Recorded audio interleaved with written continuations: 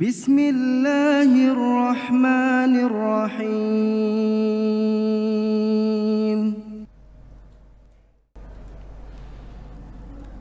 Alhamdulillahi Rabbil Alamin, Ar-Rahmanir Rahim, Maliki Yaumiddin, Iyyahu na'budu wa iyyahu nasta'in. Ashhadu an la ilaha illallah wahdahu la syarika lah, wa ashhadu anna Muhammadan abduhu wa rasuluh. Ballagha risalah wa addal amanah wa nasahal ummah wa jahada fillahi haqqa jihadihi hatta atahul yaqin wa tarakana ala al-mahajjatil bayda la yazighu anha illa kana minal halikin. Fallahumma salli wa sallim wa barik wa zid ala nabiyyina wa habibina wa qudwatina wa imamina sayyidina Muhammadin wa ala alihi wa ashabihi wa ikhwanihi wa man tabi'ahum bi ihsanin ila yaumiddin. Ya ayyuhalladzina amanu taqullaha haqqa tuqatih wa la tamutunna illa wa antum muslimun. Bapak-bapak, saudara sidang Jumat yang sama berbahagia. Beberapa waktu yang lalu ulama dari berbagai penjuru dunia, termasuk Al-Ittihad Al-Alami li Ulama Al-Muslimin, termasuk Rabitatu Ulama Al-Muslimin, dan lembaga-lembaga ulama lain di dunia Islam terutama, mendeklarasikan pekan terakhir dari bulan Rajab sebagai pekan Baitul Maqdis.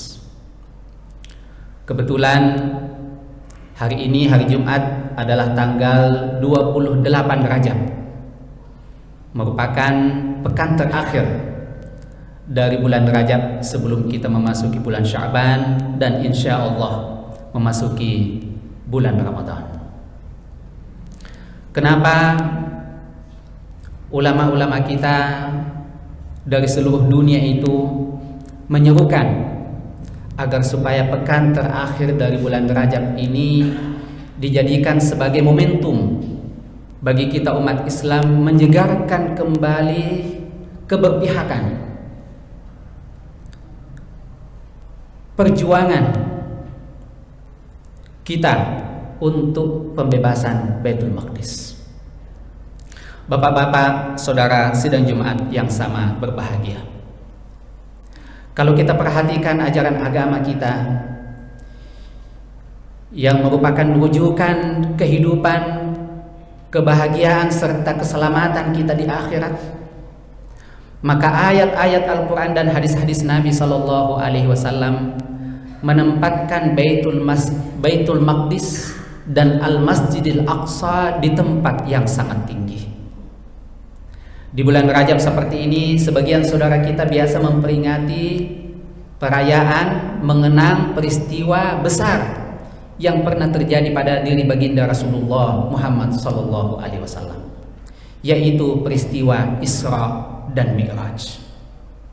Peristiwa ini luar biasa karena Allah Subhanahu wa taala memperjalankan kekasihnya itu dari Masjidil Haram, sengaja diperjalankan ke Al-Masjidil Aqsa di Baitul Maqdis. Kemudian dari Baitul Maqdis itu dimi'rajkan oleh Allah Subhanahu wa taala ke Sidratul Muntaha untuk mendapatkan secara langsung perintah kewajiban salat rukun Islam yang kedua dari Allah Subhanahu wa taala.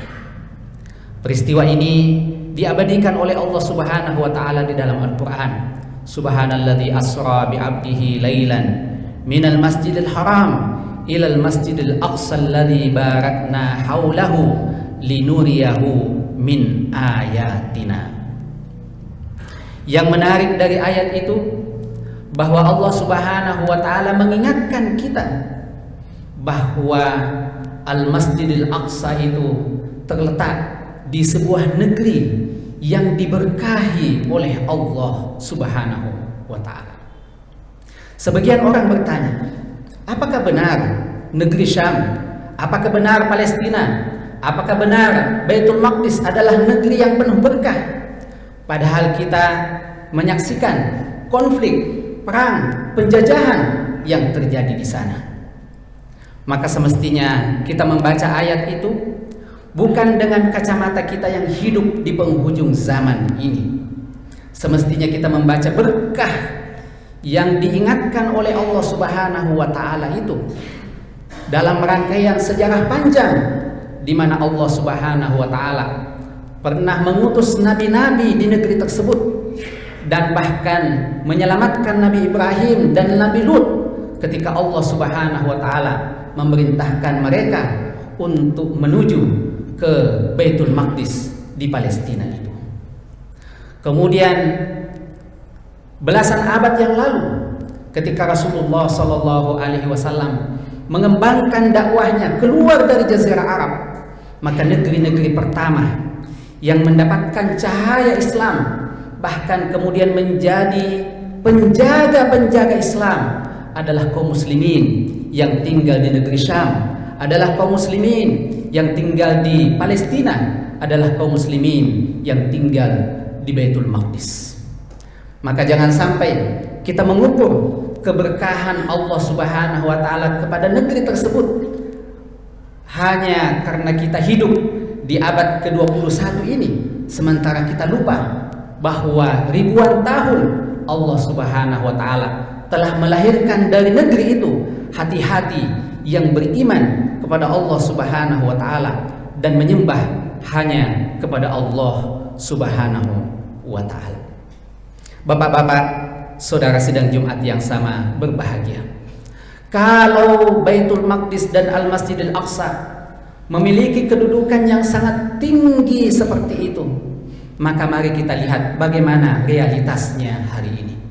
Sudah kurang lebih 54 tahun sejak entitas Israel mendeklarasikan diri sebagai negara yang merdeka, maka sejak itu pula negeri Palestina ini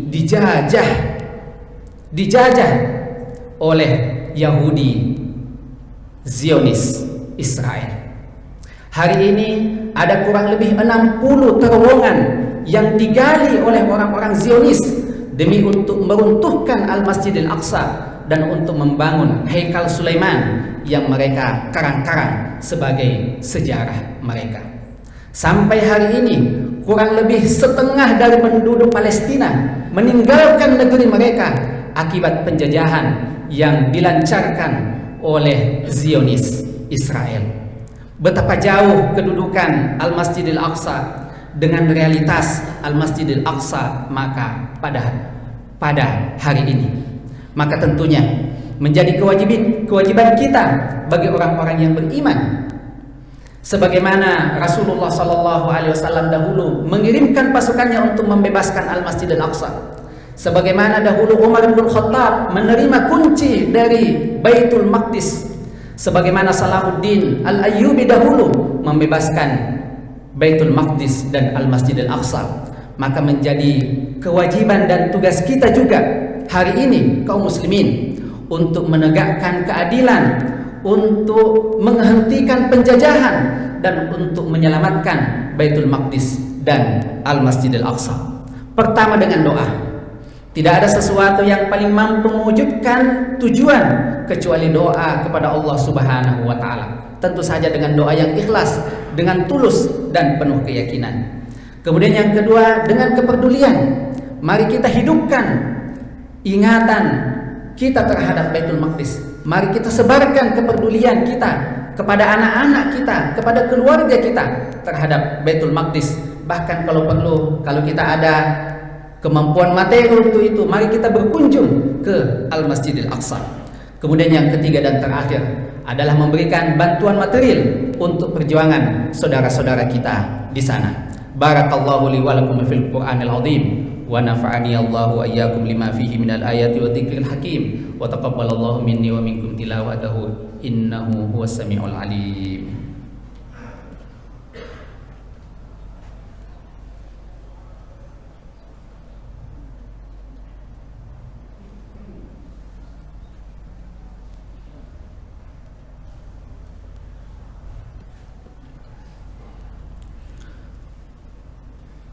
Alhamdulillahi ala ihsani wa syukru lahu ala taufiqihi wa amtinani.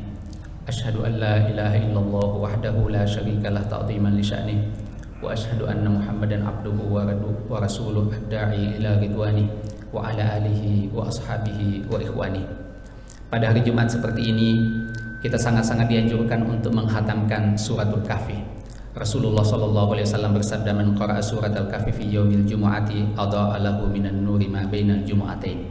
Barang siapa, kata Rasulullah sallallahu alaihi wasallam, yang membaca suratul Kahfi pada hari Jumat, maka akan ada cahaya yang menerangi kehidupannya dari Jumat itu hingga ke Jumat berikutnya.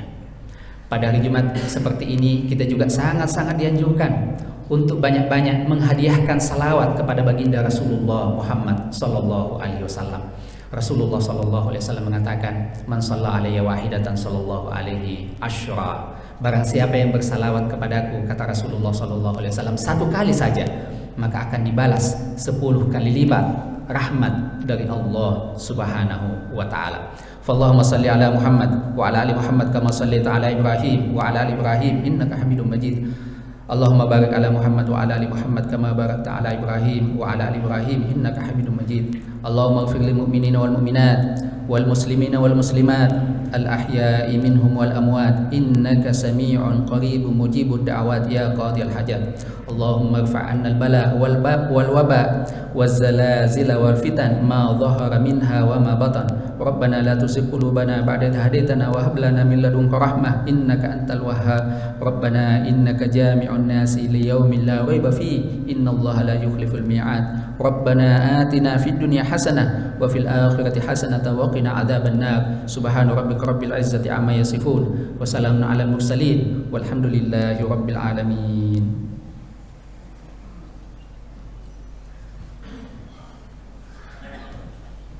Allahu akbar, Allahu akbar, asyhadu an la ilaha illallah. فبأي آلاء ربكما تكذبان